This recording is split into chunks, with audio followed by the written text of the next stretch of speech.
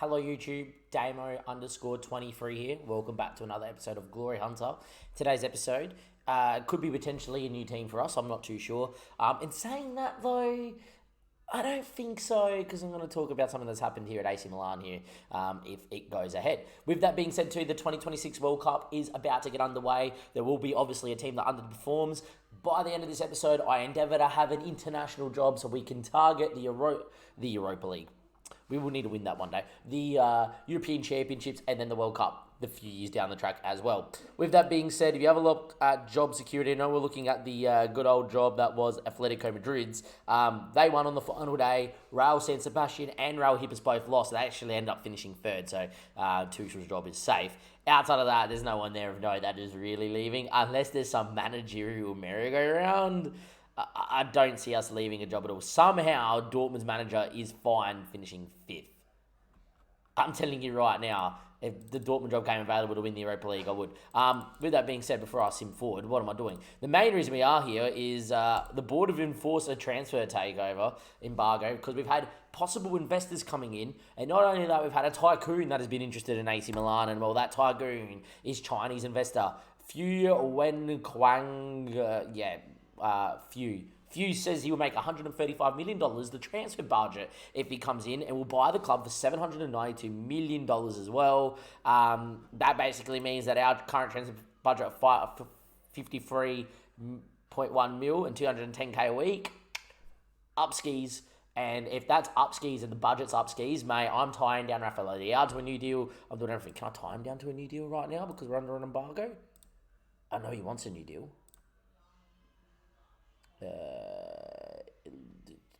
Into contract negotiations. Wants to keep his options open till after the World Cup. Fair enough. Okay, so we can't even do it anyway. But yeah, look, if we've got a Chinese investor coming in and he's going to give me $135 million to spend, I'm telling you guys right now, this squad doesn't need too much. This squad is very good. If I pick my first 11 there, I'm telling you right now, the only player we need to get rid of is there. Give me a 10. Give me a 10 and this team wins the Champions League, I believe. And I know who the 10 are. I want Arsene Zakarian back at the football, back in my command. And then you look at the rest of this team. I have built a team with youngsters that are going to be so good by the end of next season that even if I didn't win the Champions League, but I still did another double, the board would give me another $130 million to spend. I would go again with AC Milan if that was the case. Straight away, off the bat, have a look at the team. I think I'm staying unless a world-class job becomes available. And the reason why I think I'm staying is because I know the team is so good and so well, and we will be basically fighting for top honours again next year. It allows me to really focus on the international job that we get to really make sure we get the right squad and bleed a team in together. They go, all right, European Championship, that's what we're after, and with the Euros and World Cup in the 2028, so we can get underway and actually look to do something with that. But with that being said, we're going to play this one by ear. It's 9:56 at night here, so it might be daytime by the time we come back with more news. Fingers crossed the Tycoon takes over, because there's no real jobs on the horizon for us. But if he takes over, he gives us money, we go in and we sign the players that we need, mate, Champions League could realistically be ours next year. YouTube, takeovers happened. I haven't purposely clicked on the emails so we can see this together. Let's go have a look. Milan count the money as Chinese investor Fu successfully complete takeover Serie A. He's made a promise he will stop at nothing to ensure AC Milan become one of the greatest forces in domestic and continental football. I love him already. Personal takeover. I want to thank your patience for undoubtedly it's been a stressful time for everyone. Some $101 million has been pumped into the club's coffers and a new transfer budget will be calculated accordingly as well, lads. New board cut. That. There we go. Extra transfer. 236 million to spend. We're winning the Champions League, lads. The amount of money available for transfer will now be at 236 and an increase of 183 on the previous budget. No shit, Sherlock. Financials, 243 million there, and the board's gone, yeah, spend $235 million. We rich boys, we're Gucci. Okay, we're within the budget. They don't even particularly care about that. Sign players for a profit. They don't care about that either because they just want me to do it. They want me to win the Serie A next year, and they want me to become the best of the West, and they want me to win the Champions League within 2 seasons. I like it a lot. Accept current vision.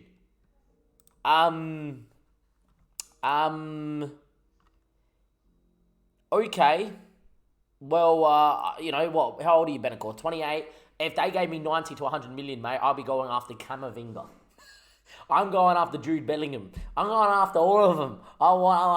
This is the first guy I want. I'm going to get an updated scout report to make sure he hasn't deteriorated off the side of the earth. I want my boy Arsene Zakarian because if he can still hit that potential, he's the best player in the world. He's good. I love him. He's actually got a touch slower. What happened here, mate? That's all right. I want an update scout report. It's happening, boys. It's happening. With that being said, it's going to have to be some sort of job to take me out of 236 million. I'm about to put that into my Discord that we got 236 million to spend. I can nearly categorically say that we're staying, but I said that about Raul Hippus before we joined AC Milan. But yeah, the goal is to win the Champions League. We now have the pulling power, just like as a PSG in terms of money. Yeah, okay, this is going to be fun. I'll see you guys in a second. Don't go anywhere. Welcome to a new era under AC Milan, ladies and gentlemen, boys and girls. We have our first signing in charge of AC Milan's Tycoon reign, so to say. And it is one that you probably, well, it's a 10, but it's not Arsene Zakarian. And that is because Bruno Fernandes has kicked up a stink because Man United finished 8th in the Premier League. Somehow they're very happy with Ten Hag, even though they have won nothing and they finished outside of Europe for the 2nd year in a row. Yeah, to bring a guy in this good, you just got to do it right. Shadow striker, Portuguese international, carving it up, playing in behind Rafael Leão in the Portuguese international team.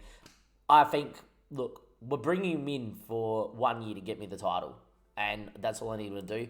Could play him as an advanced playmaker on support. Could play him as an advanced playmaker on attack. Could play him as a shadow striker. Could play him in many different roles. It doesn't particularly matter how we use him. But oh boy, we're definitely going to bring him in here and just let the man do what he needs to do. I might go to attacking mid on attack. We have seen the shadow striker not work particularly well this year. It's had its moments, but I think that attacking mid on attack with the advanced forward and the pressing forward might be a little bit better. So Bruno Fernandes, ladies and gentlemen, boys and girls, is in the van. And our first signing is a very, very, very elite Portuguese midfielder. I am so happy to do that. We also get 100% of our transfer revenue as well. So just keep in mind that. France just got knocked out of the World Cup. If the France job becomes available, we're just going to apply for that right now. Job security, France, very insecure. We'll wait for it. But oh boy, French manager maybe? I am French manager, obviously. My Paris 13 Atletico save, which I've completely have neglected since this has come in. But look, I'm thinking Bruno Fernandes eventually joins when? The 1st of the 7th, which is fine. Secondly, there as well, my plan is to move Kalu to wing back and move Calabria out to right back for the year. Nothing that he's done anything wrong or anything. I just think get a world-class centre back alongside Tomori. Theo Hernandez and Kalu, you've got arguably the best back four in the world. With that being said, that's allowed me to list Bayer up. Wanted for 21 mil, listed up for 30, and Bournemouth and Al Nasser were the team to give me 30, which means in the wash, I'm selling my backup right back, who would become third choice with a centre back signing for 30 mil, and I'm buying Bruno Fernandes for 48 mil. Who's the winner? We are, for sure. And Koulibaly could go out the door as well. He's got some interest and he wants to do that. Odaneko, I did actually transfer list. I might take him off the list now. I didn't realise he's only 25. I feel like he's been around forever. With that being said, he's probably good enough to be the backup centre-back here, to be honest, because we've got good enough depth in the middle of the park from the young kids. You probably look at that. To be fair, Jacobo Mirabelli under new regime, we don't need you either, so I could probably move him out the team. And then again, get Koulibaly back if he wants to stay.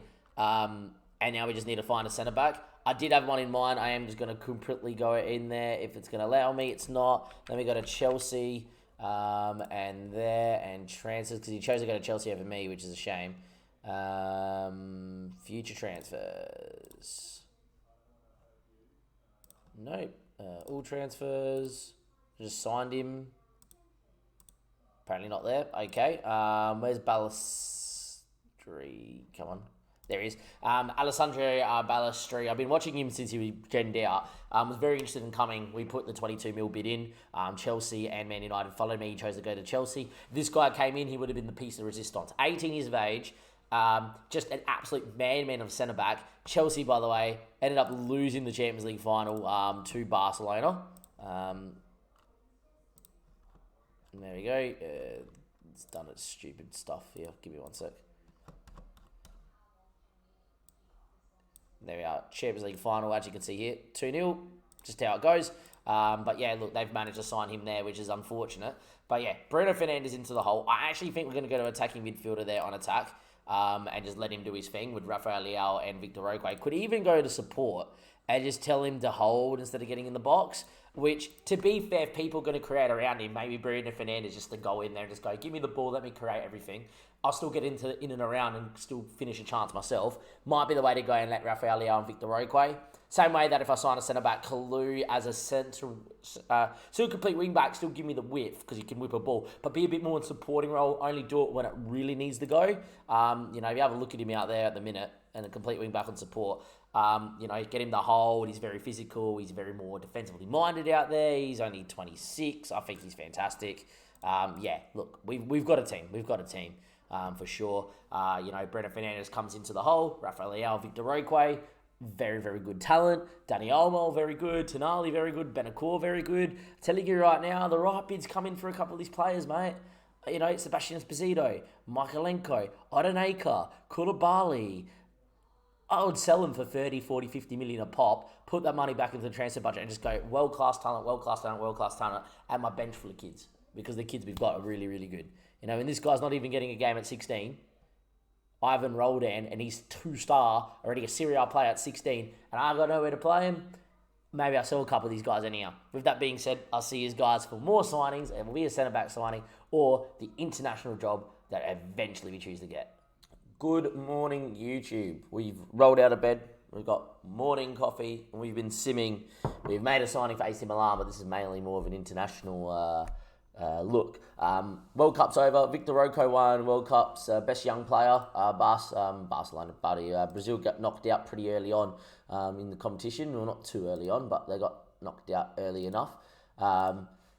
If you have a look at the World Cup itself, we've applied for some jobs. Spain, France, which is the one I really want. England, which makes absolutely no sense that job became available. The board are getting a little bit upset that I keep applying for jobs, but it is what it is. And the Portugal job, which is the one I don't particularly want, but yeah, it is what it is. If we go to the World Cup here, and we just go to World Cup's best young player, and then you go to the World Cup and the profile. England won the World Cup in a penalty shootout against Italy, and somehow they get rid of their manager. I'm guessing the England manager must have resigned. But, apologies. Apologies. But yeah, it's one of those things where I want the France job because Mbappe, in my previous save, decided to retire at 29 for the French national side. I want my Mbappe because I think if I get Mbappe up top for a couple seasons, we're going to do business. In terms of other international jobs that are available, there is the potential for me, if I miss out on all these, to then throw my hat in the ring for Brazil. Only issue with that, doesn't allow me to win a Euro. But what it will probably do is actually look at me winning the World Cup and really focus on that. And that could be quite interesting. I know it's not the typical route in Glory Hunter, but I'm hoping that it's one of these. England would be great because it's England. France would be superb because I think you'd win it all. And Spain would be interesting. Portugal, the main reason I put it in there is if the other three go other ways, they go after Pep and Jurgen and all that sort of jazz, then I at least can get the Portuguese job, I think, fairly comfortably. In terms of my profile, I'm not wanted just yet because I just applied for that. They're going to ask me about this England job as well. He's not considered any chance of getting the job. Rightio. I have nothing but respect for our fans. FM loves kicking up a stink, but it's a, I've had 2 meetings with the board. And they're like, oh, you're going to leave us? No, I'm just going to manage both clubs, and they generally go, oh yeah, that's okay, but everyone wants to get in on that. Terms of on the out straight away, I have made a sale, and it is for Jordan Bayer has gone over to Al Nasri.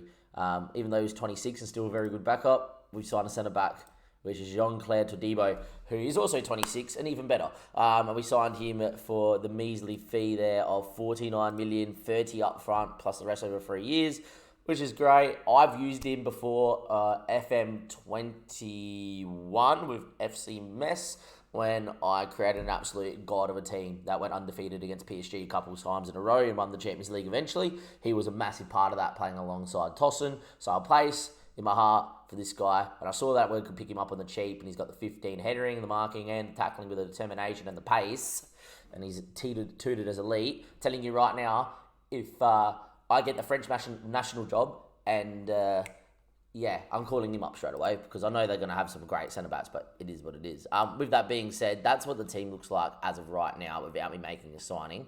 Definitely tempted to loan out Kevin Kukui and go after a backup striker now because we have the money, which makes a lot of sense. Lastly, all I'm going to touch on here is AC Milan, top of the tree to win the league. And look how they reckon we're going to line up. The back four, which we've built, they reckon Tonali with Omo, with Bruno back a line with Tisney.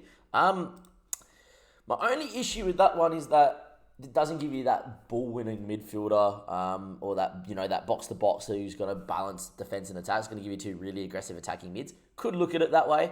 I don't want to because I think if you go this way, you get a little bit more better depth. You get Tisney in the hole with Gruler and Iwa Amoto and Esposito and Ivan Roldan when I give him minutes. And then all of a sudden you just do that. Sign a backup striker that is really good but happy to be a backup. Don't care if it's an older guy and don't care if it's like Mose Keane from Raul Hippers sort of guy, I'm scouting him.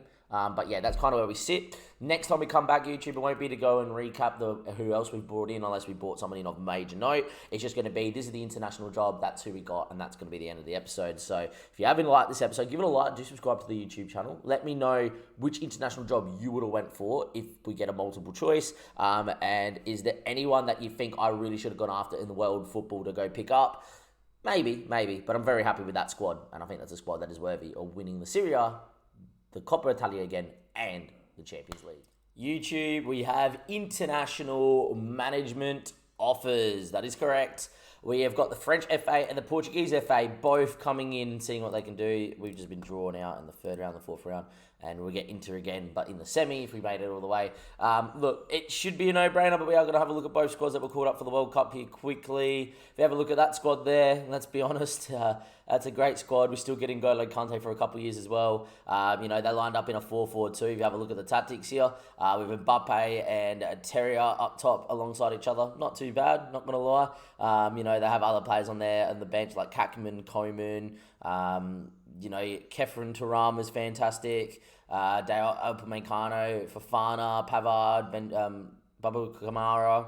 Have a look at the back four. It's Koundé, it's Kalu, my boy, Pimbe Kimbembe, Theo Hernandez, Usuma Dembele, Emma Kavinga, Diaby. That's a squad. That is a proper squad. The only reason why I'm thinking about the Portuguese one is, I'll tell you what. There's a man called Yotta, and he's pretty good. And there's a man called Rafael Leo, and he's pretty fantastic. And there's a man called Joe Felix in the prime of his powers.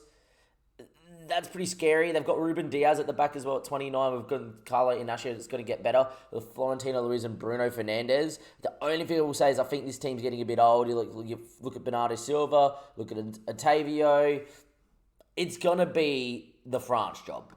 We're going to reject that offer for Portugal. We're going to take the France job. And there we are. Officially, we have our team for Glory Hunter, and it's the French job again. I've taken this job 3 times now in the past 3 FMs. Something about me in France. They're second now behind England. They were first at the time that we put the job in, but then obviously England went on to win the World Cup, and that's taken them over. They've got history. They've won a lot. There's a lot of trophies there. They reckon they want me to play a diamond. I'm just going to take a photo of this. I don't think I will play diamond, personally. I think I would play a 4-3-3 internationally. But if they think I'm going to play a diamond, maybe because they think that that's what I'll do, just going to take that photo there quickly, then maybe, just maybe I might. Mateus Tell should already be in the squad. He's pretty damn good at what he does. But there we go. Yes, arrange a meeting. That's fine. We appoint ourselves into... They don't really care about that. It's all about doing whatever else they need to do. Tactically, look, I'm going to load up the... I'm going to load up the 4-1-2-1-2 because if that's what they think that I should be playing, then so be it. And put Mbappe up top. But I honestly think it should be the 4-3-3. I honestly think it should be the 4-3-3 here with a fullback on attack, wing fullback on support, and light. So the main reason is this boy here, wherever Mbappe is, where's his best work? They think it's up front. I think it could be off the left. I think wherever you put him, he's fantastic. As an advanced forward, this guy is going to romp it. So maybe you do that. Maybe you do put Mbappe up top and just go, mate. Just do what you want. I could win the World Cup just like that. But yeah, look, obviously I will get to picking my own team. I've got to get ready for work, etc. I'll get to picking my own team soon. But yeah, look, that's a great French national squad. I'm going to get the game just a quick pick here quickly as well. And look, it does suit. You've got Theo Hernandez out on one side. You've got Koundé out on the other. Both do a pretty good job. You've got Fofana, you've got Pimbembe, you've got Tushamendi, you've got Kante, you've got Camavinga, you've got Nkunku. The only thing you might say is they lack another striker where they have better wingers, like Amini Guri's a good winger, Mbappe's a good winger. Put yourself in a bit of a weird position with them. I think in a 4-3-3 we probably suit a little bit better, but this is something that I'm going to have to look. If it's a case of, well, we don't have enough wingers, like Diaby's not bad, but if we don't have enough world-class wingers, then yes, we'll go narrow. But if we got world-class wingers, I'm definitely going to go 4-3-3 because I do think that makes us a little bit more defensively solid. And with a team like this, you're going to dominate the ball so much that you'll kill teams in the 4-3-3. With that being said, I'll see you guys next time. What an exciting episode. We're staying at AC Milan. We had 200 mil to spend. We've already spent some of that. I'm still looking for a backup striker, but we'll touch on that before the first game of next season. But lucky last, the French international management job, the second best team in international football. If I don't win a Euro or a World Cup with this team, I don't deserve to win it at all. With that being said, I'll see you guys next time. Thank you and goodbye.